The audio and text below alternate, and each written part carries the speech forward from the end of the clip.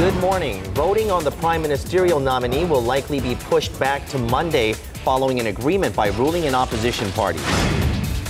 Leaders of Ukraine, Russia, Germany, and France engage in 16 hours of talks to come up with measures to reinstate peace in eastern Ukraine. They're known as Vidu or American dramas. The secrets behind the hits. The answer may be right in front of your eyes. Connie Lee joins us for more. The wonders of winter spinach are what we're going to be looking at later in our program. Fusion buckwheat pasta on Korea Today, Friday, February 13th, 2015. From Arirang News, this is Korea Today. And good morning. Thank you for joining us on Korea Today. It is Friday. I'm Kim Young alongside Kim Min-jung and Kim Sung-hyun. Good Friday morning, everyone. So yesterday we mentioned that a North Pacific right whale, which belongs to one of the most endangered whale species in the world, has been caught stuck at a mussel farm in Namhae-gun County in Gyeongsang-namdo Province. We do have some good news to share with you this morning, though. That's right. So yesterday they said that they weren't able to cut off one of the 4 ropes that the whale was entangled in. But apparently the whale has set itself free. And made its way back to the ocean, apparently, That's right. We do hope that the whale is safe and well. So Willie has been freed on his own. It's a classic Free Willy story. Right, but yesterday they were saying that he or she may have been in critical condition, but hopefully it is safe. Back with its mommy or daddy. That's right, back in the wild. That's right. We do wish the whale a lot of luck there. Okay, we're going to set that aside for now and to our top story for this morning on Korea Today. Voting for the new prime ministerial nominee will likely be postponed until Monday after the ruling and opposition parties reached an agreement on Thursday to push back the parliament's plenary session to next week. Former Saenuri Party floor leader and Prime Minister nominee Lee Wan-gu has been hit with a series of allegations on ethical and financial lapses during his confirmation hearing. While the plenary session has been delayed, members of the main opposition party have not ruled out the possibility of boycotting the vote on Monday. National Assembly Speaker Chung Eui-hwa said the confirmation bill would nevertheless be put to vote even in the absence of opposition parties. Half of the National Assembly's sitting lawmakers must attend to open a plenary session, and a majority vote needed from those present for a nomination to be approved. The ruling party holds 158 seats in the 295-member parliament. The former vice president of Korean Air has been sentenced to a year in prison for obstructing aviation safety following a row over how her nuts were served in the first-class cabin.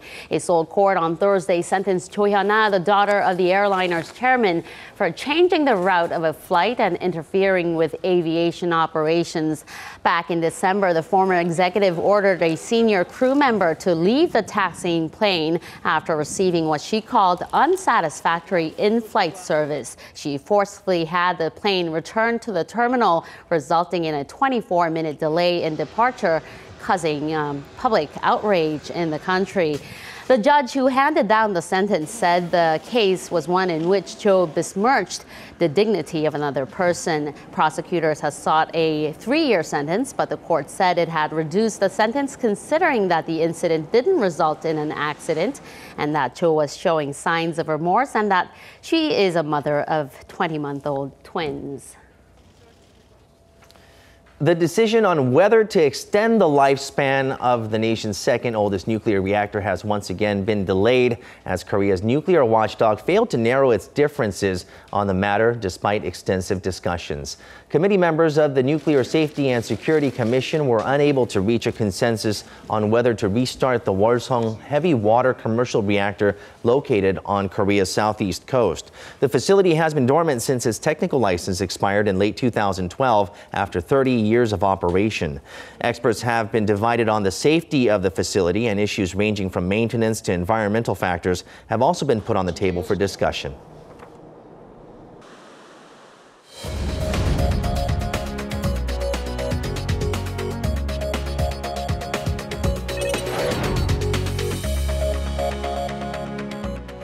Good morning. It's time to run through the front pages of your newspapers now. Now, with the government's taxation support scheme regarding donations having changed from income tax deductions to a tax credit system, donations made in the country have in general decreased. Now, we'll begin with this headline on 중앙일보 right at the top. And it says $277 million worth of tax revenue gained, while $1.8 billion in donations lost. So these are the estimated figures for tax revenues and donations under the new tax deduction scheme. If we go ahead and look at the sub-headlines here, donations are expected to fall greatly in their amount, with the drop in donations to be more than 6 times the increment of tax revenues. Now, one of the country's leading donation channels, Community Chest of Korea, is thereby insisting the Parliament and the Ministry of Strategy and Finance to reinstate the old standards in fear that the culture of giving will wither out in the country. Now we'll take a look at 조선일보 for a look at this side headline regarding the coming up cabinet reshuffle. And this one says Korea's ambassador to China, Kwon Young-se, to be reassigned. Now, the government may be looking to replace the country's ambassador to China in a regular reshuffle of overseas envoys. If we look at the sub-headlines here, rumor has it that Ambassador Kwon may be tapped as the next chief presidential secretary, or perhaps even the next unification minister, when President Park Geun-hye carries out the soon-to-come small-scale cabinet shakeup. Meanwhile, Kwon, in a phone conversation with the Daily, said that he has not received any notifications or offers from the presidential office of Cheongwade regarding this matter. Who will replace him is also yet to be disclosed by the government. And turning to some business news now. First up on the Korea Economic Daily for a headline towards the bottom of the front page regarding POSCO. The title reads, POSCO to ink deal for joint construction company with Saudi Arabia. So it looks like POSCO is planning to establish a construction company together with the Saudi Arabian government. And this is the first time that a local construction firm is seeking to jointly build a company with the government of a foreign country. If we go ahead and look at the article closer, this is an effort to enter the infrastructure business sector in the Middle East, as well as explore new business opportunities there. Now, to make this happen, Saudi Arabia's state-run investment fund, Public Investment Fund, or PIF, is in talks to buy 38% of POSCO's engineering and construction unit. Now, PIF is also working with JP Morgan and Saudi Arabia's National Commercial Bank on the deal. Finally, wrapping with a look at the Mail Business newspaper. We'll take a look at the top story right here. And the headline says Korea's real wages surpass those of Japan's. The average wage of Korean employees has surpassed that of Japan's in terms of purchasing power parity for the first time.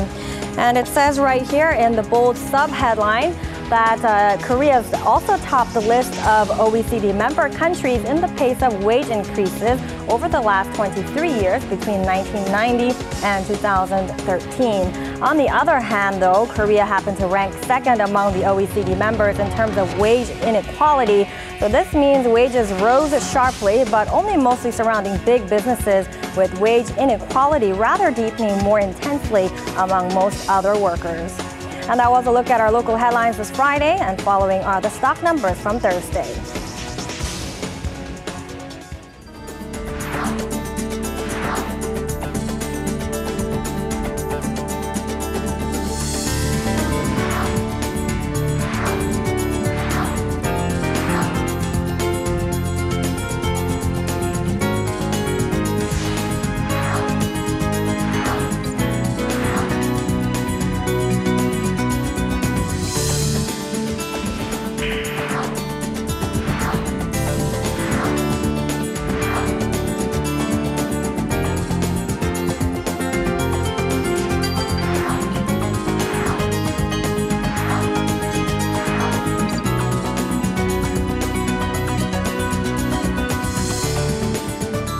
It is rather crisp and chilly this morning, with morning lows hovering below the freezing point. All right, it is pretty snappy just the day before the warmest day of the year for some, Valentine's Day, right? Okay, we're going to go to Chun Sung-cho for a peek at the today's weather, as well as a look into the weekend forecast. Sung-cho, good morning. Good morning to you, Sung-cho. Good morning, guys. It's freezing cold outside. The month of February so far this year has been warmer than average. So I think when we have a cold snap like this one right now, it tends to feel so much more unbearable. Wind chill temperatures are hovering around -9 degrees Celsius here in Seoul, and it's the icy cold winds that are making me shiver right now just after 5 minutes of standing outside. So you better bundle up from head to toe on your way out. People in the central regions are starting off with frigid conditions this morning, and even those toward the south would be surprised with sub-zero temperatures. And the reason behind all of this is the radiational cooling that occurred overnight. A high-pressure system over the West Sea moving closer to the peninsula is creating mostly clear skies, which makes it difficult to retain heat in the lower atmosphere. But no worries, things will warm up quickly once the sun gets high in the sky, and mercury levels will rise above freezing all around the nation. And with that, let's take a closer look at today's temperature readings. Midday highs will range from 3 to 8 degrees today, with Seoul being the coldest and Jeju being the warmest.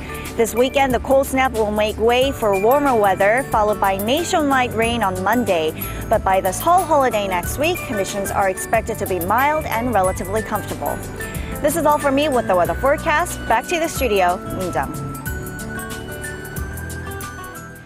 An agreement is reached on Ukraine. The leaders of Germany, France, Ukraine, and Russia have found common ground on reinstating peace in war-torn eastern Ukraine. We'll check in with our Eunice Kim, who joins us from the News Center for more on this and other global headlines. Good morning to you, Eunice. Good morning. Now, this peace summit initiated by the European countries, Germany and France, was described as a last-minute effort to find a diplomatic solution to the crisis. And it looks like it was quite productive. Productive and grueling, Min-jung. The four world leaders sat through more than 16 hours of back-to-back important negotiations well into the early morning hours of Thursday. German Chancellor Angela Merkel summed up the resulting deal as a glimmer of hope, no more, no less. Let's go ahead and first take a listen to what else they had to say. I can say that everything was difficult, and in fact various unacceptable conditions were put to us, conditions of retreat, of surrender. It wasn't the very best night of my life, but the morning in my view was kind, because despite all of the difficulties in the process, we managed to agree on the main issues. We agreed on a comprehensive implementation of Minsk, but concrete steps must, of course, be taken, and big hurdles still lie ahead of us. And the details will now need to be hammered out by lower-level officials, but a ceasefire is set to be implemented starting at midnight into Sunday. Leaders also agreed to withdraw heavy weapons from the front lines, now rebels to the line set by the September Minsk agreement, and Kiev to the current line, creating a buffer zone of 50 kilometers. The plan also agreed to grant a measure of autonomy to rebel-held territories in eastern Ukraine, guaranteed by constitutional reform by the end of this year. Moving on to other news now. In Nigeria, another deadly suicide attack. At least 6 people are dead after a suspected female bomber blew herself up in a market in Borno State. The northeastern state has become the heartland of the Islamist group Boko Haram. Eyewitnesses said the woman wearing a hijab came into the Biu Central Market around 3:30 p.m. local time and did not appear suspicious. A nurse at the town's general hospital said 3 of the 6 bodies brought into the hospital were, quote, burnt beyond recognition. 17 others were reported to be wounded. A community leader said 2 other women suspected to be suicide bombers were arrested at the scene. And in the meantime, there is a development out of Egypt. The courts there have said that they are ready to release the 2 remaining Al Jazeera journalists who have been detained for allegedly supporting terrorism. The Muslim Brotherhood, which was designated a terror organization with the changing of the guards in the Egyptian government. Now, all three Al Jazeera journalists, of course, have been maintaining that they were simply reporting the news and not supporting one organization over the next. An Egyptian court did say that the two remaining journalists would be released on bail. Relatives were visibly taken with joy when they heard that announcement in the Cairo courtroom on Thursday. The development does come less than 2 weeks after their Australian colleague, Peter Greste, you'll remember, was deported back home. So while the court said that Mohammed Fahmy and Bahar Mohammed should be freed on bail, it also said it would move ahead with their retrial, with the next session set for February 23rd. This high-profile case did attract wide criticism from human rights groups and journalists alike. All right, well, thank you for that, Eunice. You bet. And coming up later on Korea Today, there are no boundaries or limits when it comes to boy band Infinite's popularity these days. The 7-member group, be it in subunit groups or solo albums or even on the screen, has been busy as a bee like never before. We look into the infinite charms of Infinite with Denny Hong.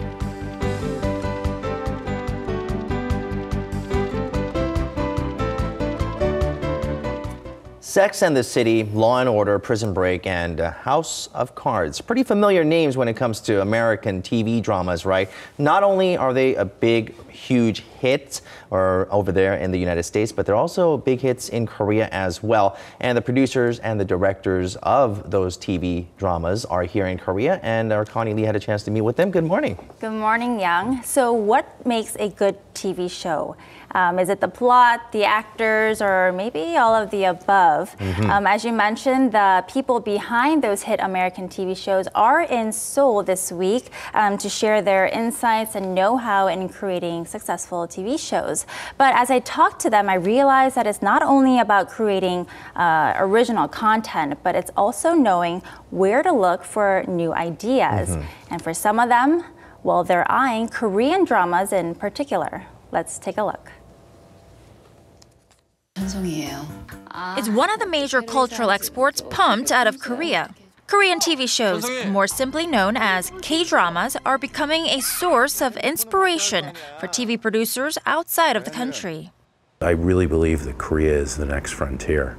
The next frontier? That's why I'm here. One of the reasons we came is we've already optioned a number of formats. Korean formats. The storytelling is really well done and the characters are very interesting. Marty Alderstein, a top producer of the popular American TV series Prison Break and Last Man Standing, is now in Seoul, and he's on the lookout. At the Content Insight seminar hosted by the Korea Creative Content Agency, he and other industry leaders spoke on what really makes for good TV. Characters and storytelling. One of the Israeli channels told me that Korean soap operas sell really well in Israel, and that sort of piqued my interest. I couldn't figure out why, and then I understood because the strong storylines and the attractiveness of the people, and they sell very well around the world. Exports of Korean TV content have been steadily increasing in recent years, with about 24 countries on the receiving end. And now there looks to be greater potential for continued growth, with more show producers looking abroad for the best story ideas. It's happening all the time right now. It's kind of all the rage. John David Coles, who directed hit shows like Sex and the City and most currently House of Cards, credits his own success to strong storylines that are culturally transcendent. Because at the heart is a simple, strong premise. That's a story, really, not a complicated plot. So John David Coles, we just saw there, and Marty Alderstein, they were both invited by the state-run Korea Creative Content Agency as part of the government's very proactive effort to boost exports of Korean content. And these men in particular were especially targeted because they were behind shows that were very well received in Korea. And you might know the show Prison Break, which started airing in 2005. Well, that show is known to have started the wave or the influx of American TV dramas into Korea? Okay, well, I think the content of it, it has been growing. Korea's drama content has been selling steadily, and it's been growing at a rapid pace. We'll get to that in just a little bit, but I think one of the big differences when it comes to the production of dramas here in Korea is the actual speed of it. Even films, they're filming those, a feature-length film in about 6-7 months, and even dramas, you hear about the term 쪽대본, where the scripts are being produced right at the, just as they're filming almost, right? Right, so we did talk about that, the process behind making these TV series. Now, I think the process is like the biggest differentiator between American TV shows and, let's say Korean TV series. For example, an American show, let's say The House of Cards, apparently it takes about 30 days to shoot 1 to 2 episodes. Now, here in Korea, it takes about 2 days to shoot 1 to 2 episodes, right? And so the conditions for drama production here in Korea they're not so favorable, as scripts and stories are sometimes developed on the go, as you said, because they are quick to respond to viewer responses, and the competition is fierce to get the viewer ratings really high. That's right. So if they were able to have a little bit more time, imagine the content that they would be able to produce, right? Now, and going back to content, Korean content is exported to nearly every continent. We saw on the map in your report earlier that it's surprising how many different places Korea is exporting their content to. But compared to other countries that actually produce a lot of content, where do we stand? Right, so Korea actually exports their TV content to about 24 countries, but not surprisingly, US is a top exporter of TV series, followed by Turkey and the UK. They both export their TV content to more than 100 countries worldwide, and we can't ignore the process that Korea is making, though, even up until this new year. Just in this past January, Korean TV dramas broke into the country of Brazil. The TV drama Iris, I don't know if you are familiar with it. It was a big hit. Spy espionage. Right, it was a big hit here in Korea. Now that was dubbed into Portuguese and was broadcast in Brazil all throughout the month of January, and it was actually a very big hit. And so now other drama productions are being made into or being dubbed into Portuguese to show there. And we're not just talking about re-airing Korean shows, they're also the remaking or reformatting Korean shows to fit foreign audiences. For instance, big US TV networks like ABC and CBS have bought the rights to the show, the Korean drama, My Love from Another Star, 별그대 in Korean, short in Korean, and also Good Doctor has been bought by CBS for a remake for the American audience. So even though those two shows were actually very big hits in Korea, we'll have to see if they'll hit it off in the U.S. I really wonder which actors will actually be playing the parts of some of the stars. Right, that play I think that's key, right? The actors behind the characters. I think so. We'll be looking forward to those remakes. And thank you so much for this report, Connie. You're welcome. All right, stay with us on Korea Today. If Popeye loves it, then it's good enough for all of us, right? Joe McPherson is over there making some spinach something. I have no idea, so we'll go over to him right now. Joe? Yes, Young. The wonders of winter spinach we will be looking at later on today, and I will be cooking up a modern, healthy buckwheat noodle dish using these tasty morsels packed with nutrition and flavor. So don't go away.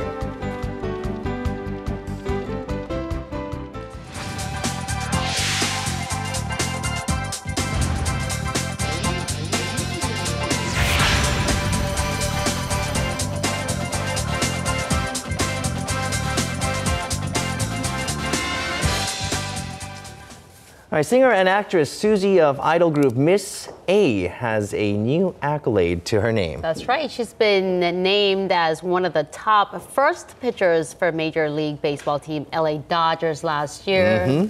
That is big, right? Tommy Zoran has more on this. Good morning. Good morning. Good morning, guys. That's right. So the question was, who is the most taking actress among first pitchers at the Dodger Stadium last year?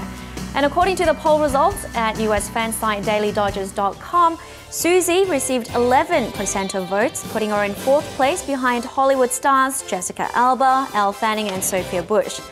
Now, known to be good friends with pitcher Ryu Hyun-jin, Suzy had thrown the ceremonial first pitch for the LA Dodgers last May in their game against the Cincinnati Reds.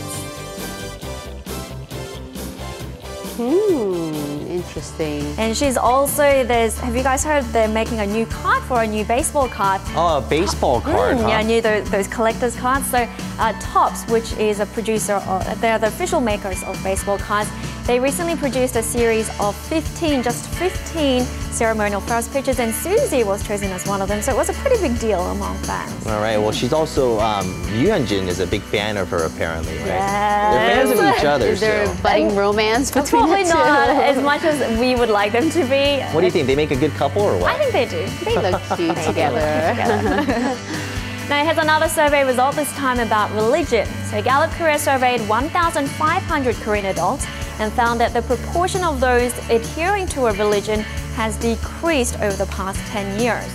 If we have a look at these charts, back in 2004, 54% of respondents said that they believed in one religion or another. 10 years later, in 2014, this dropped down to 50%. Now, the main reason behind this is that a significantly lower proportion of those in their 20s and 30s believed in a religion in 2014.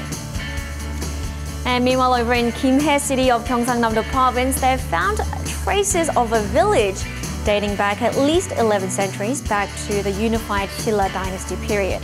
So construction workers were preparing the grounds for a new apartment complex when they came across it.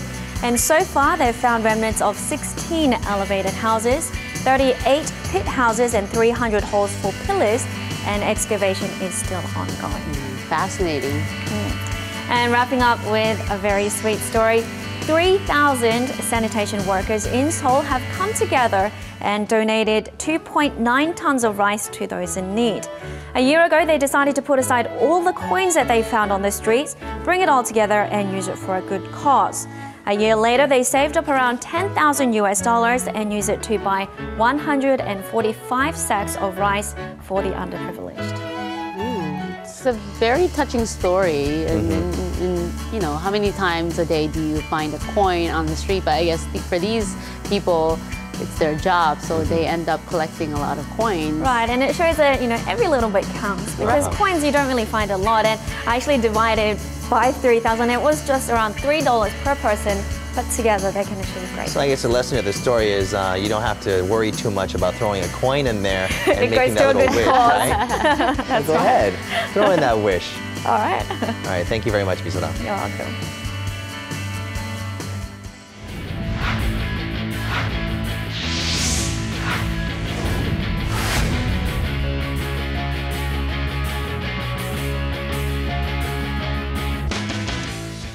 And TGI Friday, everyone, as we kick things off with manager Uli Stilicke, who continues to surprise everyone with his style of managing, as it was confirmed that he'll attend the K-League Classic's opening day. Now, with the 61-year-old set to return to Korea either on March 5th or 6th after his 3-week vacation, he's set to come back in time to catch the opening day match between the Jeonbuk Hyundai Motors and Seongnam FC on March 7th. Now, though it doesn't seem like it's something out of the norm, he will become the first foreign manager to attend a K-League Classic opener as he continues to seek the domestic talent instead of sticking with just the overseas players.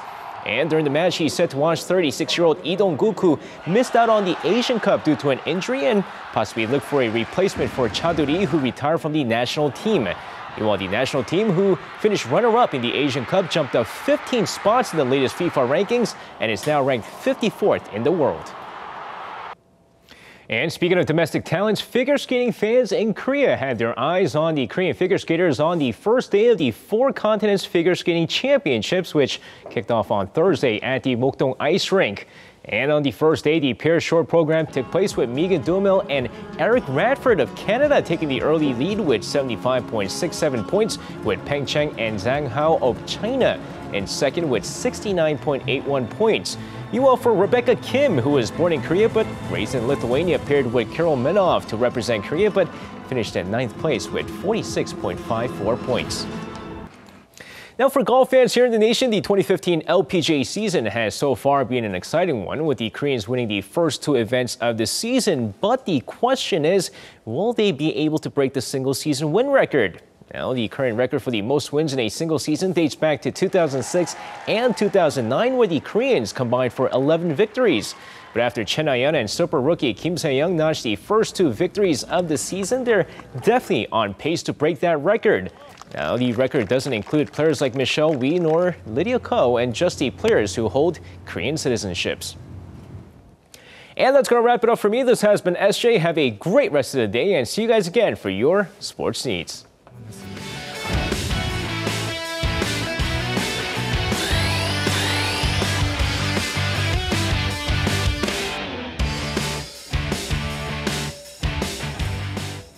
Now this week, we're going to take a look at the group Infinite that has been gaining a lot of attention, not just here in Korea, but abroad as well. And Denny Hong joins us in the studio. Good morning, Denny. Good morning.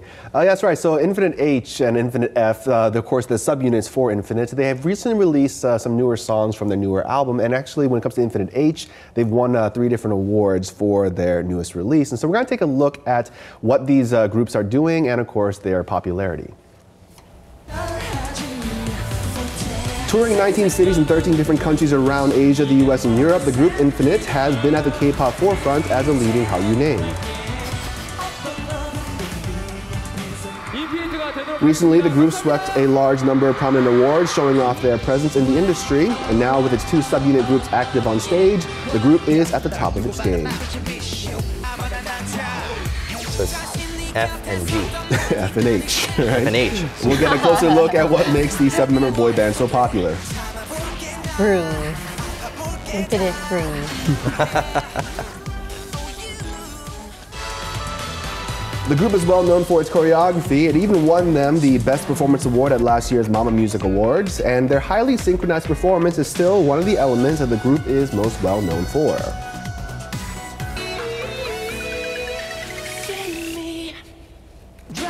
Their precise movements and unity are considered a textbook to many fans dreaming of becoming professional dancers, and they have created an abundance of covered dance videos online.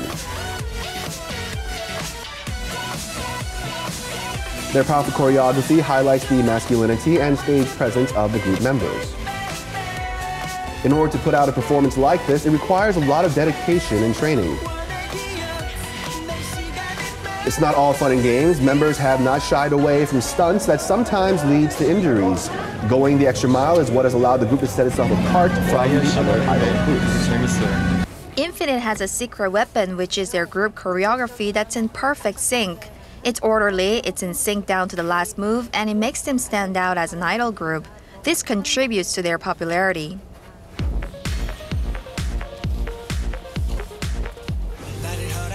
Another aspect of Infinite that makes them popular with fans is their transformation in style when it comes to their subunits. The boy band currently is active under Infinite H and Infinite S. Both have made separate comebacks to the stage and are going up against each other. First, there's Infinite H, led by the duo Dongwoo and Hoya. Infinite H is a hip-hop unit, and since coming together in 2013, the group has put out 2 albums. Upon its release, the second album has been successful in music charts online, along with a triple win on K-pop music shows.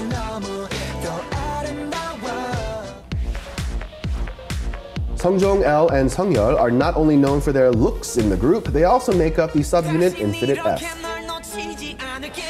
The group is more familiar to the public for its strong, aggressive image, but the song Heartbeats, released simultaneously in Korea and Japan by Infinite F, seeks to break that image. In many cases, members that represent the looks of the group have been criticized as lacking in performance skills, such as singing and dancing. But Infinite F has been well received with its refreshing image that has proved critics wrong and won them a lot of love from their fans. Of the 7 members, L is the fan favorite when it comes to looks. This has led him to a variety of roles on screen. 지금은 레오니보다 내가 노래를 더 잘할걸? 이렇게 좋은 감독님과 선배님과 하게 돼서 정말 영광입니다.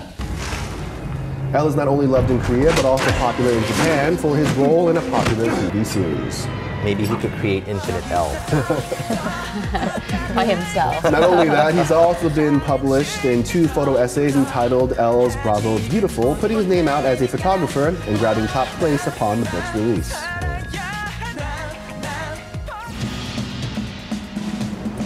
Hoya, referred to as the best dancer of the group, is also one of the members in the spotlight. Not only is he known for his dancing, he also took part in writing the lyrics for the song Pretty from the Infinite H album, as well as composition credits. I actually like a lot of the songs on this album. He's also won a reputation for his acting and is working in a number of different fields. The group's main vocalist and leader, Seungyu, has put out a rock-based solo album seeking a makeover completely different from Infinite's existing image. 그동안 이제 인피니트 활동을 통해서 보여드리고 싶었던 그런 음악들을 작업해서 앨범을 내게 됐습니다.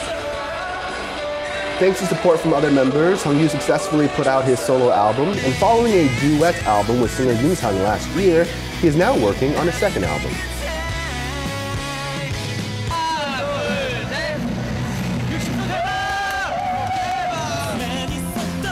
Infinite has now reached the point of maturity in his career that it's not an exaggeration to say it is one of the names leading the K-pop industry. But things weren't always so great, especially when they first started out. Back in 2010, the group debuted with only a small management agency behind them, and without massive support, they remained mostly unnoticed for about 2 years. During these difficult times, they even contemplated breaking up the group. 9개월 동안 스케줄이 없어서 원형 탈모가 나서 항상 우울해하고 항상 그냥 집에 숙소에 앉아서 그냥 너무 우울해서 원형 탈모까지 생기고. In the case of the song Be Mine, the group had to film a music video, but they didn't have the money. So the head of the management agency put down his own key money from his home to work on it. Things were that difficult. So Infinite has really worked its way up from the bottom with a lot of patience and hard work and earned its popularity. Having gone through immense difficulties to get to where they are, the members say they appreciate each and every fan that sends them love and support. 스피릿을 생각하면서 제가 요리를 막 만들 거예요. 설레.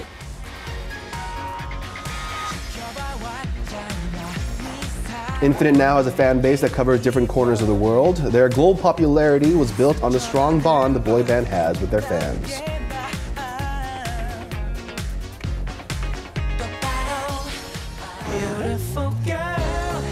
And we heard directly from some of their fans about the group's love for their supporters. 뭐 하고 있어요? 이번 주말에 오빠들 팬사인회 갔는데 그때 줄 편지 쓰고 있었어요. It's so cute. 인피니트의 매력이 무엇인지. 오빠. 사랑인 것 같아요. 제가 전에 그 음악 방송에 갔었는데 그때 인피니트 오빠들이 사비로 떡을 물려줬어요. 작년에 콘서트 갔었는데 막 오빠들이 밥차 불러줘가지고 되게 감동이었어요. 진짜 좋아. 진짜. 오빠들이 이렇게 했을 때 소감이 어떠한지. 오빠들이 방송에서나 수상소감 말할 때 저희 인기끼리 잊지 않고 말해줘서 너무나 힘들고 고맙고 감동됐어요. 인피니트 오빠들이 저희 인스피릿들이 뒤에서 열심히 응원하는 점 잊지 마시고 앞으로도 더 좋은 활동 이어나갔으면 좋겠어요. 인피니트 사랑해요! 좋네요. 6 years into their debut, the group Infinite is well on its way to becoming a household name in the industry as it further establishes itself in Korea and around the world.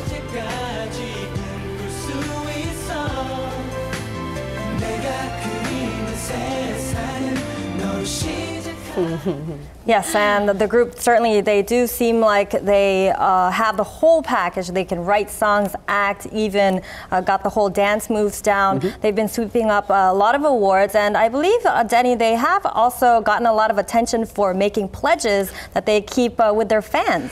I think the trend of celebrities making pledges for certain things is not a new one. I mean, a few years ago when Psy had his Gangnam Style song come out, he also said that if we get #1, he'll dance and perform shirtless. And he did. Right? And so as you get more and more elaborate promises, that actually has more support behind them from their fans to try to see that actually happen.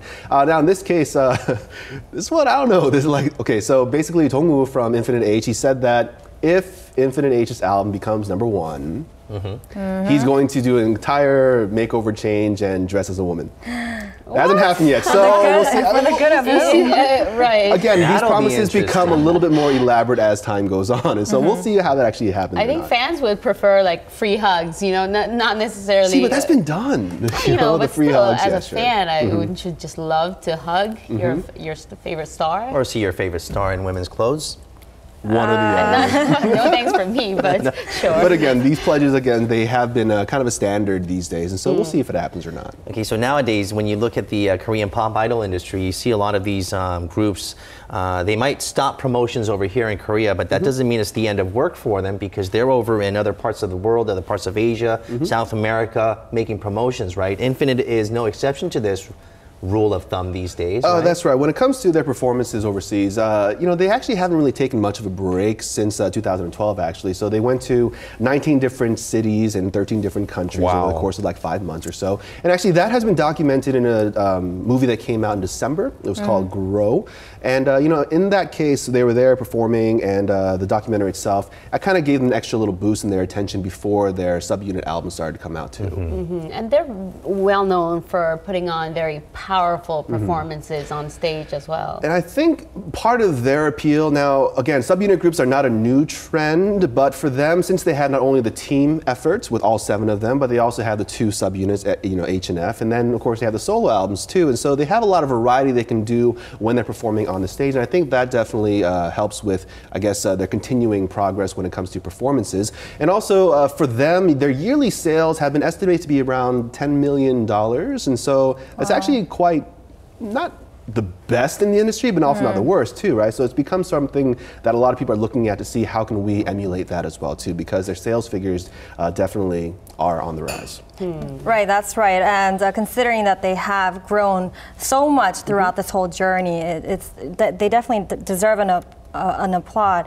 Now, they have managed to become a key player in the industry. And do we know any plans that they have up ahead? Well, so far they're currently in Japan, and they'll be there until about March. And during that time, of course, we have the solo album that Seungkyu's solo album is coming out soon, as well as the team album. So again, the 2 subunits, H and F, they have released their own second albums as well individually, but their team album is on the way for this year too. So immediately there's definitely a lot of extra things going on for the group, not only as a whole, but of course, as their individual parts as well too. Of course, and Young gave them a brilliant idea. Infinite L. Me, myself, and L.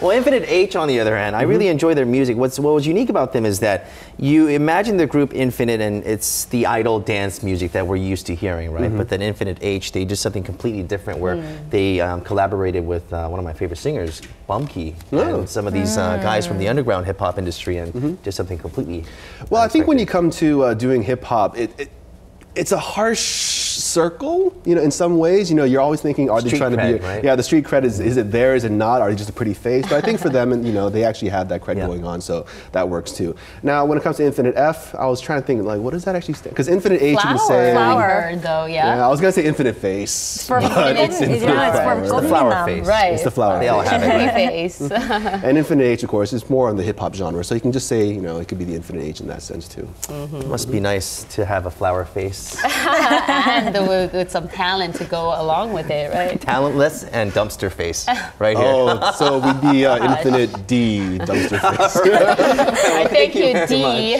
Denny Hong. I thank you for that, Denny. Bye, guys. Bye. All right, now we're going to take a look at the top 5 on our Korean pop music charts, and we'll be back with Joe McPherson to do some studio cooking.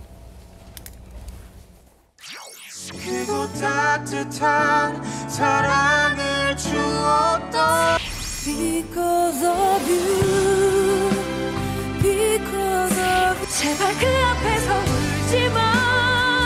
무슨 말만 하면 울지. 아무 말도 하지 마요. 사실 난 아무렇지도 않아.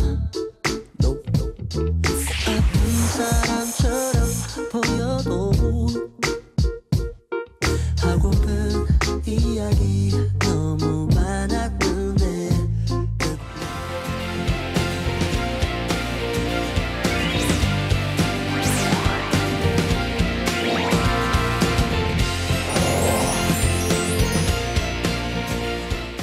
I'm usually very unhappy when they bring vegetables to the studio for our cooking segment, but this time I'll make an exception because Joe McPherson joins us with something a little different, light and healthy.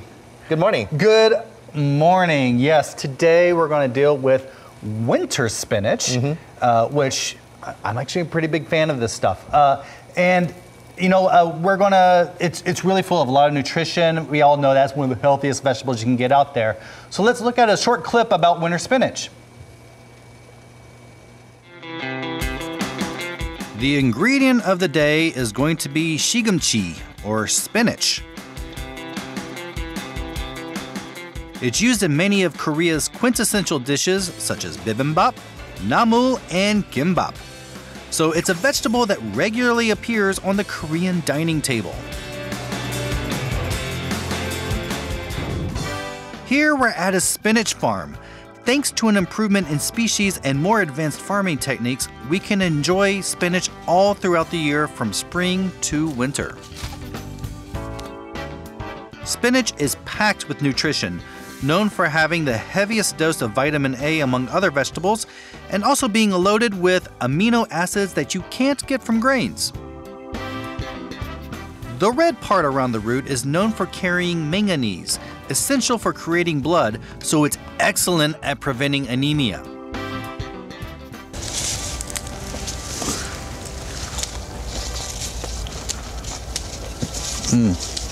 Fresh, sweet. You don't get better than that. Especially the winter spinach that's grown from the bare grounds against the sea breeze is famous for its fuller and slightly sweeter taste, and depending on where they're grown, they get different names, like somcho, pohangcho, and namhaecho. Your regular spinach comes with long stems and large leaves, but winter spinach has to battle the piercing cold winds, snow and frost, and the huge gap in daily highs and lows, which means they grow close to the ground, creating a shorter and whiter bunch with a distinctive red color near the roots. If regular spinach is used more commonly for namu, a type of seasoned vegetable, winter spinach is great for gochari, a fresh, unfermented type of kimchi. Winter spinach is even referred to as being medicinal because of its great nutritional value. The cold winter continues on, but spinach has managed to preserve its vivid green leaves, and it's here to offer us something special. So I'll cook up a spinach dish in the studio that not only tastes great, but will give you an extra boost in nutrition.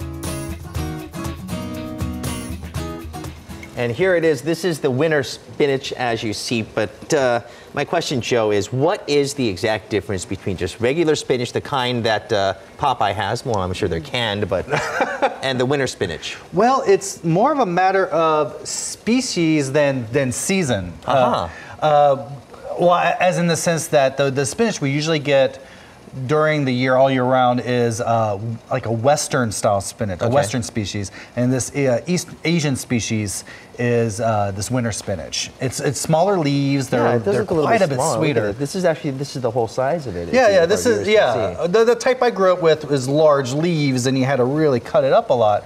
But this, you just eat it raw. Yeah, eat it raw. I mean, just eat it straight. You saw me; I was eating it right at the farm. Pretty good. It's really good. So would you mind just cutting off the stems for these things, and then we'll start cooking. First thing I want to do is we got some water boiling, and we have some nice buckwheat noodles here. These cook really fast. Just drop them in. So this is kind of a fusion, right? You're gonna fusion. Yeah, modernized Korean spinach noodle stir fry, you could say. So I can just go ahead and cut this. Yeah, go ahead and watch your fingers. Is that there good? You go. I don't want to have young fingers for my pasta. No, yeah. I'm just gonna throw some oil in the pan, and we're gonna get our base vegetables done. We have a little bit of onion and chili pepper right here. It's gonna sizzle a bit. That's good. And be careful that onion, the chili peppers could kind of go up your nose. The smell. So I'm just gonna stir fry this a bit. Just until they're getting a little soft and translucent. You want to stir fry this. Do you have a tip on when you're stir frying onions? Because a lot of people just don't know, or I don't know at least, exactly when the right time is. So. Okay, it's a different thing.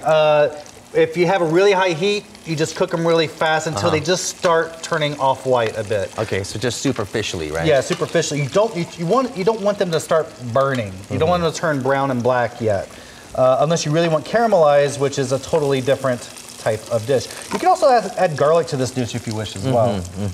But we always start when you're stir frying. You start with your root vegetables. In French, you would call it the mirepoix. And this is what adds the depth, your deep flavors to your dish. It smells good already. Oh yeah, already. I could just eat anything with fried onions. That works the best. So should I just cut this up a little bit more small? If you want to, but really these are going to wilt a bit once you get them. We'll get them in, so it's quite fine. So the trick I do is I just take off these stems, and you can always tell the winter spinach because of this little redness right over here at the bottom. So let me turn this up a little bit. So we're gonna, because the trick to getting good stir fry is having a really hot pan. And okay, the noodles are about done. We want the noodles, we don't want them overcooked. We want to kind of undercook them a bit because we'll finish the cooking in the pan. I can do that for you. We'll just take that out. And in the meantime, I'm gonna add, this is yubu, which is a fried dubu. Yeah. This is good stuff. So you want to blanch this a bit, which means just throw it in boiling water for a really short time just to get some of the extra stuff off of there, just to clean it up a bit. So that's already been done, right? Yeah, this has already been done, and I'm going to throw that in there. Actually, I am going to cut this up a bit. Do you have that knife still? Yes, I do. All right. There you go. Thank you, sir. Watch your fingers. All right, just not too small. Just cut it up a little bit. I'm going to toss that in here. And this is going to add a little bit of water to the dish, so it'll cool it down a bit. Now, if you don't mind, would you add the noodles? All right, noodle boy coming your way. All right. Right. Just go ahead and go ahead and throw that in there. You don't want to overcook the noodles because they'll get all sticky and sloppy. That's a rookie mistake I made for years when I was doing noodle stir fries. So you want to cook it about up to 60–70% over here in the pot, and then bring it over here and finish it up. And actually, that's a good recommendation if you're making Italian pasta as well. Is you kind of want to start it off in the water, make it slightly under al dente, and then finish it off in the pan. It smells great. It works really great. Let me see if I can flip it up a bit. All right, there we go. We got some good heat going on in here. Okay. And as we're finishing up, I am going to add a little bit, and this is the only seasoning we need. We just a little bit of soy sauce. Is this just soy sauce? That's it? That's it. This is so simple. There is so much flavor in the spinach that you really don't need that much extra flu-flu. Well, Minjung and Sunghyun, you guys have to come over here and check this out. I mean, it's just so simple. Like, my 7-year-old daughter can do this. Yeah. Without burning yourself, hopefully. Quality soy sauce, what we call a chosun style sauce. Interesting. I was thinking it kind of looks like japchae almost, except for the noodles. Noodles are different. In the case of japchae, we use tangmyeon. Right. The sweet potato noodles. Right. This is memil, buckwheat noodles, which is really popular over in Gangwon-do province. Gangwon province, I love the food in Gangwon province. There's a lot of buckwheat there. Right. You know your noodles. I do know my noodles. I just added the spinach, by the way. And I know my spinach because I love spinach personally. It has a lot of iron in it, and considering the state that you're in right now, it's good for pregnant ladies, right? I don't know why I was standing here next to Joe this whole time without a clue on what I'm doing. Now, actually, if you're feeling weak, if you're suffering from a little bit of anemia, dark greens. Dark greens is your answer. Dark greens and red meat. How do you not overcook the spinach? Because of course you don't want to wilt it too much. Kill all the nutrition. You don't want to do it too much. You just the last thing to go in. Right? Make it the last thing to go in. And there's so much water in here, so it's really hard to burn it. Even though I'm trying to get it in a bit. Hold on. Well, that is the cooking looks process. Really good. We also do have the. Try? Yeah, go for it. All right, thanks. What about you, Sunghyun? You got, okay, great. I got some and we are actually, if you want to, here, let me put it into a bowl. Yeah. Let me plate it a bit. So this is the Looks presentation so factor, healthy. right? So easy to cook up. This is the part It I'm only always has bad at. soy sauce. That's it. Nothing else. Just soy sauce, buckwheat noodles, some onions Ooh, and that's a peppers. lot. Bad presentation. I am but like Julia Child with my presentation. Oh, you are doing so well, Joe. Wow, so someone's gotta try. Sanghyun, All right. please do the honors. After will we sprinkle it with a I'm bit just going to of garnish. almonds, This I think. covers up my Peanut? plating mistakes right there. Ooh, looks see how it good looks this very. is. It looks almost like a Southeast Asian dish, but also It is very Korean, though. too. It is all the ingredients are very Korean. And here's a much more beautifully plated dish. Oh, I like the steam coming out of this one though. It tastes really good. Does it? Uh-huh. Let us try. All right, enjoy that. Okay, you want to shut me up? It's like It's probably hot, huh?